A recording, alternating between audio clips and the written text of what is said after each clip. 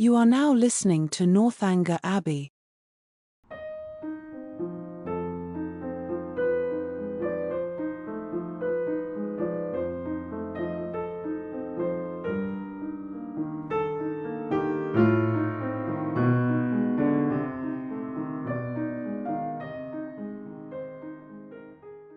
Chapter 11. The morrow brought a very sober-looking morning, the sun making only a few efforts to appear, and Catherine augured from it everything most favourable to her wishes. A bright morning so early in the year, she allowed, would generally turn to rain, but a cloudy one foretold improvement as the day advanced. She applied to Mr. Allen for confirmation of her hopes, but Mr. Allen, not having his own skies and barometer about him, declined giving any absolute promise of sunshine. She applied to Mrs. Allen, and Mrs. Allen's opinion was more positive. She had no doubt in the world of its being a very fine day, if the clouds would only go off and the sun keep out. At about 11 o'clock, however, a few specks of small rain upon the windows caught Catherine's watchful eye, and "Oh dear, I do believe it will be wet," broke from her in a most desponding tone. "I thought how it would be," said Mrs. Allen. "No walk for me today," sighed Catherine, "but perhaps it may come to nothing, or it may hold up before 12. "Perhaps it may, but then, my dear, it will be so dirty." "Oh, that will not signify, I never mind dirt." "No," replied her friend very placidly, "I know you never mind dirt." After a short pause, "It comes on faster and faster," said Catherine, as she stood watching at a window. "So it does indeed. If it keeps raining, the streets will be very wet. There are 4 umbrellas up already. How I hate the sight of an umbrella. They are disagreeable things to carry. I would much rather take a chair at any time. It was such a nice-looking morning. I felt so convinced it would be dry."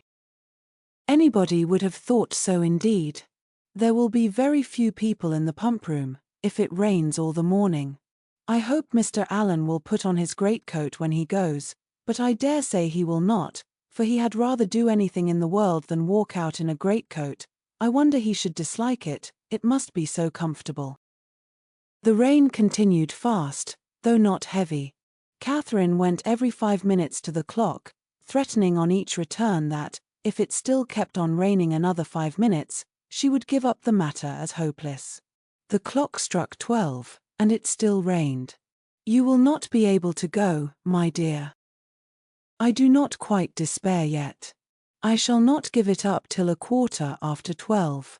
This is just the time of day for it to clear up, and I do think it looks a little lighter.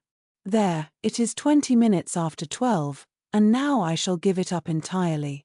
Oh, that we had such weather here as they had at Udolpho, or at least in Tuscany and the south of France. The night that poor Street Auburn died. Such beautiful weather." At 12:30, when Catherine's anxious attention to the weather was over and she could no longer claim any merit from its amendment, the sky began voluntarily to clear.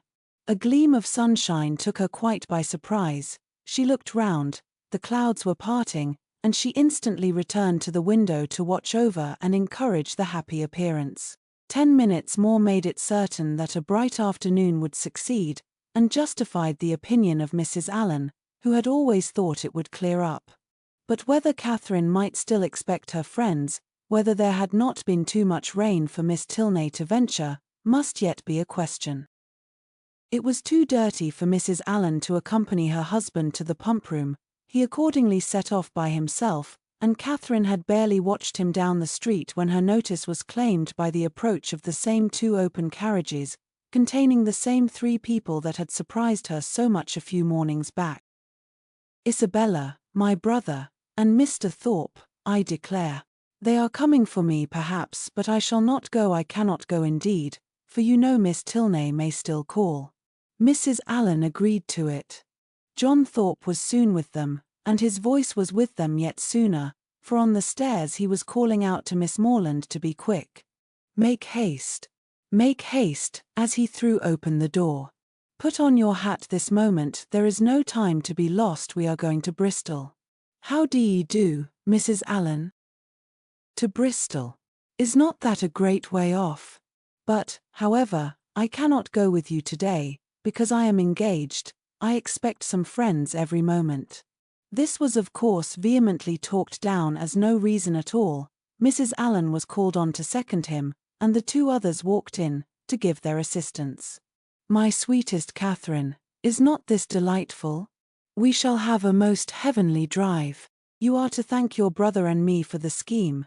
It darted into our heads at breakfast time, I verily believe at the same instant, and we should have been off 2 hours ago if it had not been for this detestable rain. But it does not signify, the nights are moonlight, and we shall do delightfully. Oh, I am in such ecstasies at the thoughts of a little country air and quiet. So much better than going to the lower rooms. We shall drive directly to Clifton and dine there, and, as soon as dinner is over, if there is time for it, go on to King's Weston. I doubt our being able to do so much, said Morland. You croaking fellow, cried Thorpe. We shall be able to do 10 times more. King's Weston. Aye, and Blayeyes Castle too, and anything else we can hear of. But here is your sister says she will not go. Blayeyes Castle, cried Catherine. What is that? The finest place in England, worth going 50 miles at any time to see. What, is it really a castle, an old castle? The oldest in the kingdom. But is it like what one reads of?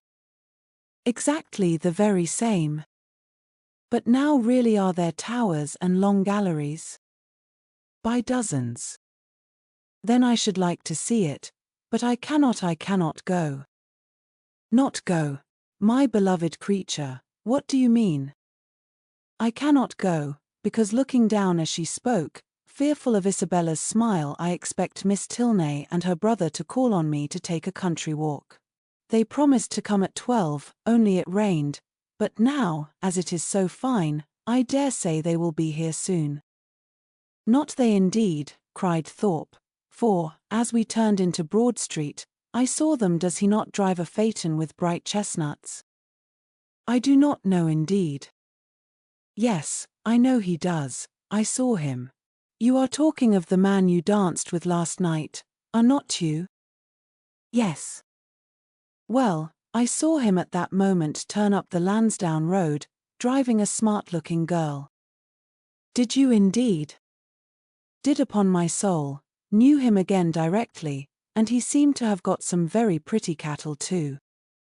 It is very odd, but I suppose they thought it would be too dirty for a walk. And well they might, for I never saw so much dirt in my life. Walk. You could no more walk than you could fly. It has not been so dirty the whole winter, it is ankle-deep everywhere. Isabella corroborated it. My dearest Catherine, you cannot form an idea of the dirt. Come, you must go, you cannot refuse going now. I should like to see the castle, but may we go all over it? May we go up every staircase, and into every suite of rooms? Yes, yes, every hole and corner. But then, if they should only be gone out for an hour till it is drier, and call by and by? Make yourself easy, there is no danger of that, for I heard Tilney hallooing to a man who was just passing by on horseback, that they were going as far as Wick Rocks. Then I will. Shall I go, Mrs. Allen? Just as you please, my dear. Mrs. Allen, you must persuade her to go, was the general cry. Mrs. Allen was not inattentive to it. Well, my dear, said she, suppose you go. And in 2 minutes they were off. Catherine's feelings, as she got into the carriage, were in a very unsettled state, divided between regret for the loss of one great pleasure, and the hope of soon enjoying another, almost its equal in degree, however unlike in kind. She could not think the Tilneys had acted quite well by her, in so readily giving up their engagement, without sending her any message of excuse. It was now but an hour later than the time fixed on for the beginning of their walk, and, in spite of what she had heard of the prodigious accumulation of dirt in the course of that hour, she could not from her own observation help thinking that they might have gone with very little inconvenience. To feel herself slighted by them was very painful. On the other hand, the delight of exploring an edifice like Udolpho, as her fancy represented Bleai's castle to be, was such a counterpoise of good as might console her for almost anything. They passed briskly down Pulteney Street, and through Laura Place, without the exchange of many words. Thorpe talked to his horse, and she meditated, by turns, on broken promises and broken arches, phaetons and false hangings, tilneys and trapdoors. As they entered Argyle Buildings, however, she was roused by this address from her companion. "Who is that girl who looked at you so hard as she went by?" "Who? Where?" On the right-hand pavement. She must be almost out of sight now. Catherine looked round and saw Miss Tilney leaning on her brother's arm, walking slowly down the street. She saw them both looking back at her. "Stop, stop, Mr. Thorpe," she impatiently cried. "It is Miss Tilney, it is indeed. How could you tell me they were gone? Stop, stop, I will get out this moment and go to them." But to what purpose did she speak? Thorpe only lashed his horse into a brisker trot. The Tilneys, who had soon ceased to look after her, were in a moment out of sight round the corner of Laura Place, and in another moment she was herself whisked into the market-place. Still, however, and during the length of another street, she entreated him to stop. Pray stop, Mr. Thorpe. I cannot go on. I will not go on. I must go back to Miss Tilney." But Mr. Thorpe only laughed, smacked his whip, encouraged his horse, made odd noises, and drove on, and Catherine, angry and vexed as she was, having no power of getting away, was obliged to give up the point and submit. Her reproaches, however, were not spared. "How could you deceive me so, Mr. Thorpe? How could you say that you saw them driving up the Lansdowne Road? I would not have had it happen so for the world.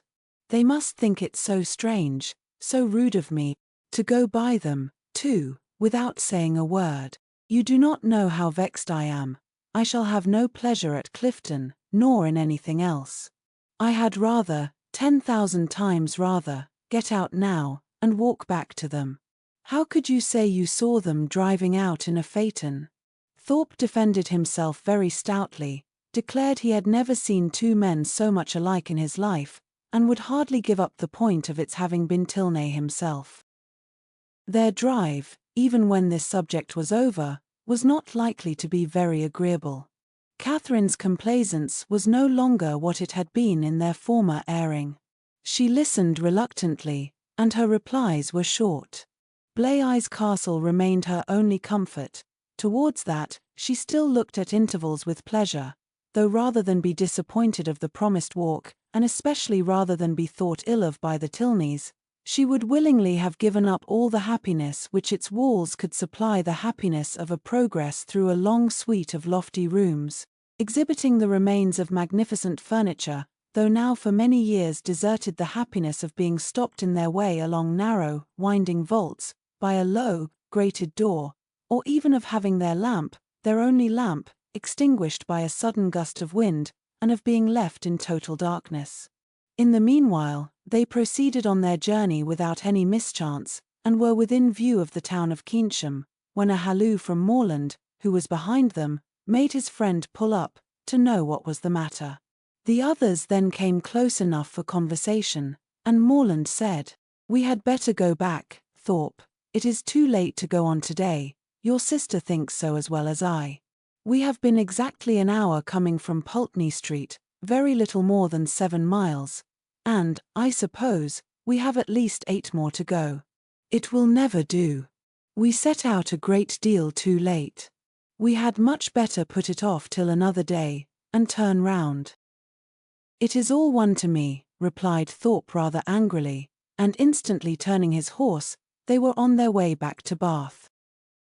"If your brother had not got such a beast to drive," said he soon afterwards, "we might have done it very well.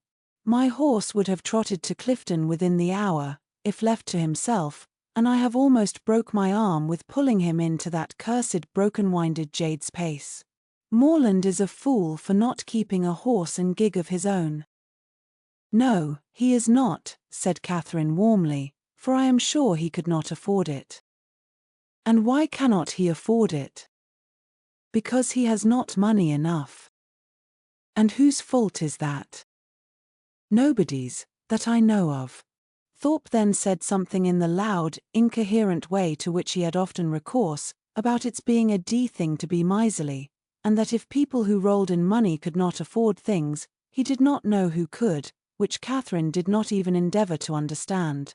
Disappointed of what was to have been the consolation for her first disappointment, she was less and less disposed either to be agreeable herself or to find her companions so, and they returned to Pulteney Street without her speaking 20 words. As she entered the house, the footman told her that a gentleman and lady had called and inquired for her a few minutes after her setting off, that, when he told them she was gone out with Mr. Thorpe, the lady had asked whether any message had been left for her, and on his saying no, had felt for a card, but said she had none about her, and went away. Pondering over these heart-rending tidings, Catherine walked slowly upstairs. At the head of them she was met by Mr. Allen, who, on hearing the reason of their speedy return, said, "I am glad your brother had so much sense. I am glad you are come back. It was a strange, wild scheme." They all spent the evening together at Thorpe's. Catherine was disturbed and out of spirits, but Isabella seemed to find a pool of commerce, in the fate of which she shared, by private partnership with Morland, a very good equivalent for the quiet and country air of an inn at Clifton. Her satisfaction, too, in not being at the lower rooms was spoken more than once. "How I pity the poor creatures that are going there. How glad I am that I am not amongst them. I wonder whether it will be a full ball or not. They have not begun dancing yet. I would not be there for all the world. It is so delightful to have an evening now and then to oneself. I dare say it will not be a very good ball. I know the Mitchells will not be there. I am sure I pity everybody that is. But I dare say, Mr. Morland, you long to be at it, do not you? I am sure you do. Well, pray do not let anybody here be a restraint on you. I dare say we could do very well without you, but you men think yourselves of such consequence." Catherine could almost have accused Isabella of being wanting in tenderness towards herself and her sorrows, so very little did they appear to dwell on her mind, and so very inadequate was the comfort she offered. "Do not be so dull, my dearest creature," she whispered. "You will quite break my heart." It was amazingly shocking, to be sure, but the Tilneys were entirely to blame. Why were not they more punctual? It was dirty, indeed, but what did that signify? I am sure John and I should not have minded it. I never mind going through anything, where a friend is concerned. That is my disposition, and John is just the same. He has amazing strong feelings. Good heavens! What a delightful hand you have got. Kings, I vow. I never was so happy in my life. I would 50 times rather you should have them than myself. And now I may dismiss my heroine to the sleepless couch, which is the true heroine's portion, to a pillow strewed with thorns and wet with tears. And lucky may she think herself, if she get another good night's rest in the course of the next 3 months.